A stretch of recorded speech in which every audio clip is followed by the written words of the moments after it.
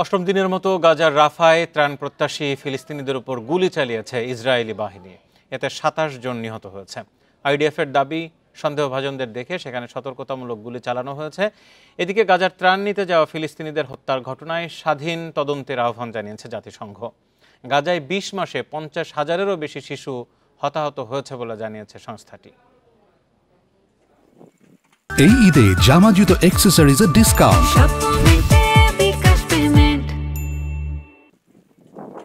গাজায় দিন দিন বাড়ছে ইসরায়েলি বর্বরতা।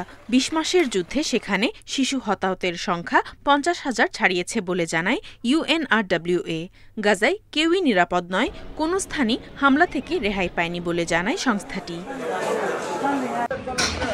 ইসরায়েলি হামলায় ধ্বংসস্তূপে পরিণত হয়েছে গাজার মসজিদগুলো, এমনকি ক্ষতিগ্রস্ত হয়েছে সেখানকার কবরগুলো। এদিকে প্রায় ৩ মাস পর গত ২৭ মে থেকে গাজায় সীমিত মাত্রায় ত্রাণ প্রবেশের অনুমতি দিয়েছে তেল আবিব। তবে ইসরায়েলি সেনাদের নিয়ন্ত্রিত এলাকাগুলোতে এসব বিতরণ কেন্দ্র খোলা হয়েছে। ত্রাণ নেওয়ার জন্য বহু মাইল হেঁটে যেতে বাধ্য করা হচ্ছে ক্ষুধার্ত ফিলিস্তিনিদের।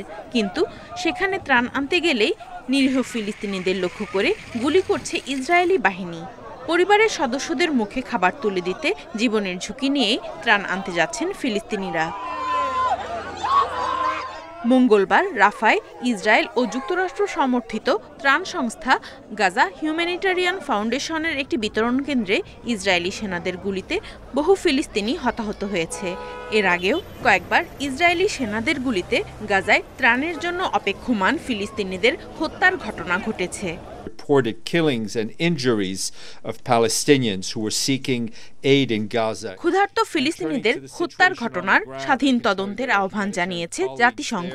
গাজাবাসীর জন্য ত্রাণ বিতরণ কেন্দ্রগুলো মৃত্যু ফাঁদে পরিণত হয়েছে বলে জানিয়েছে সংস্থাটি। তবে হামলার বিষয় অস্বীকার করেছে ইসরায়েল ও গাজা হিউম্যানিটারিয়ান ফাউন্ডেশন। এদিকে উত্তর গাজায় হামাসের সাথে লড়াইয়ে ৩ ইসরায়েলি সেনা নিহত হয়েছে বলে জানিয়েছে IDF. Nadia Tabassum, independent news.